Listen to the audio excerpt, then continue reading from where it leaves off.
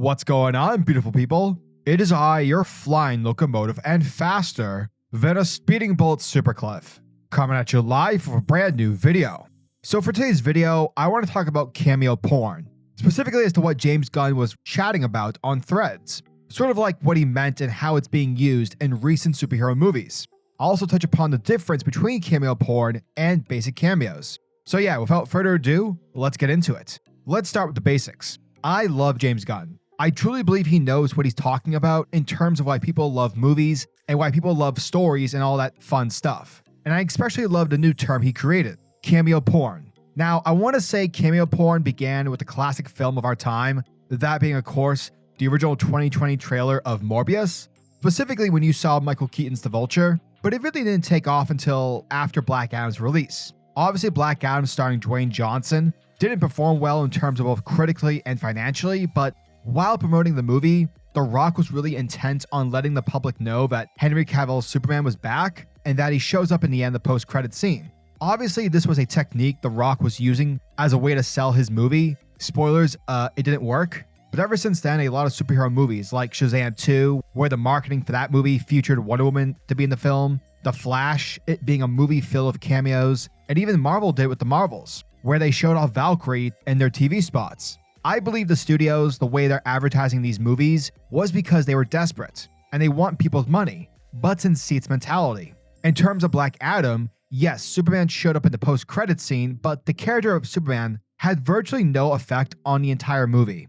However, you wouldn't really have thought that to be the case when listening to Dwayne Johnson. Instead of selling his movie about Black Adam, the character he was playing, a character, mind you, that unless you've read comics or have played Injustice, you've probably never heard of. Instead, The Rock used the return of Superman as his marketing ploy to get folks to see his movie. Now, I don't consider Superman being in the post-credit scene as an example of CameoPorn.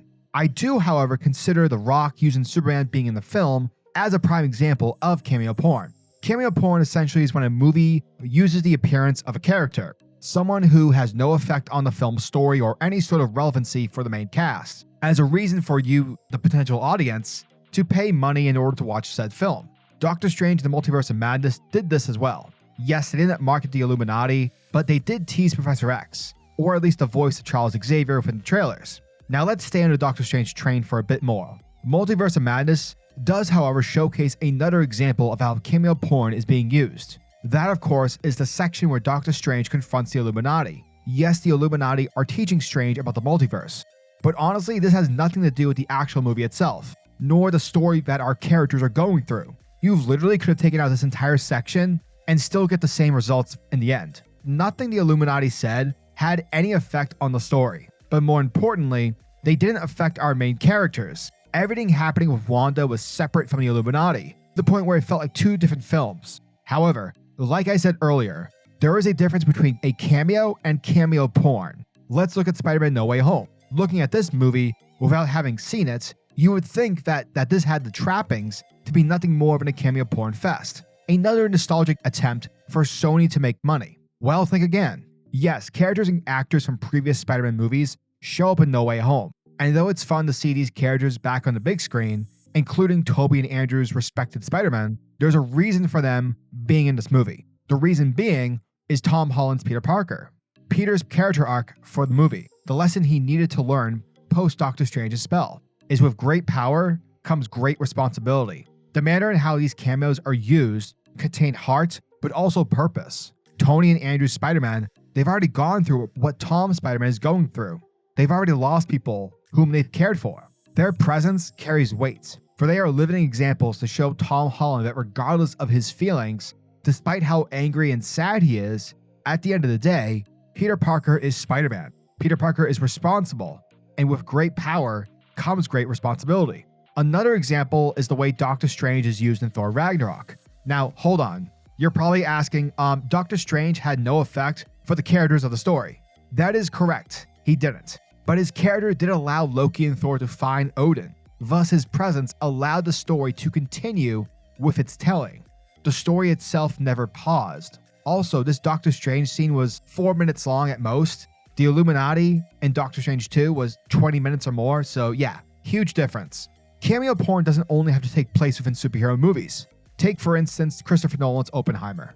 Yes, it had a bunch of characters, people whom Oppenheimer was associated with, but overall the movie was about Cillian Murphy's portrayal as J. Robert Oppenheimer, and whether or not he should have developed the atomic bomb. Every character in that movie had an effect on Oppenheimer. Whether it was big or small, an effect was made. And though we haven't seen the movie yet, arguably you can say that's the same approach James Gunn is taking with SupermanLegacy.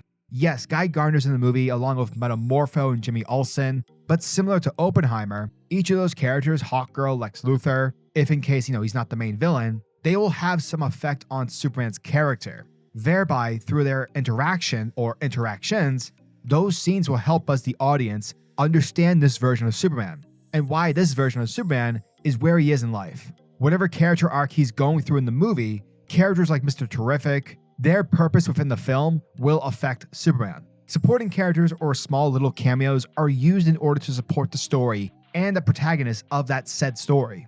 Was the Howard the Duck appearance and the after credits scene for the first Guardians, something that changed the course of history? Did it change Peter Quill and bring balance to the Force? No, but it was a fun little cameo. Plus it fit well with the happenings around that scene. The collector collects things lost and forgotten. And Howard the Duck is one of those Marvel gems that is, more often than not, forgotten about. However, if you were to have Howard the Duck take over the plot in the middle of the third act, well, that's an issue. Overall, I love what James Gunn said. I believe he's spot on. Cameos should only be used in post-credit scenes, or if that cameo has a purpose for our characters, or if it's a fun little payoff, like in Peacemaker. I think when studios advertise their movies and the marketing shows off moments where a character is cameoing in another character's movie, it sort of feels like the studio is saying, yeah, the audience can't tell the difference. The more superheroes we put in, the better. And that is just simply not the case. People only want to see movies if they look good, and people will like them if said movie is well written and has a character for the viewer to feel something for. It doesn't matter if Iron Man 7 has 10 new Iron Man suits or 27. If it's a good movie and the writing and the making of it was done with care, people will pay to see it. Essentially, cameo porn is terrible. So yeah, as always, I'm a majestic sayer of words, SuperCliff, and if you guys are new to the channel, then do me a solid by smashing that like and subscribe button, and also the notification bell so that you'll never miss out on an upload, and so that you'll always be kept up to date with your favorite top tier movie news and or comics happening in this majestic creative world. Now tell me, what are your thoughts and opinions on the term cameo porn? Do you guys agree with my assessment? Do you find that the use of cameo porn is just one of the many issues happening with superhero movies today? Let me know down in the comment section below. And until the next video, peace. Giggity goo.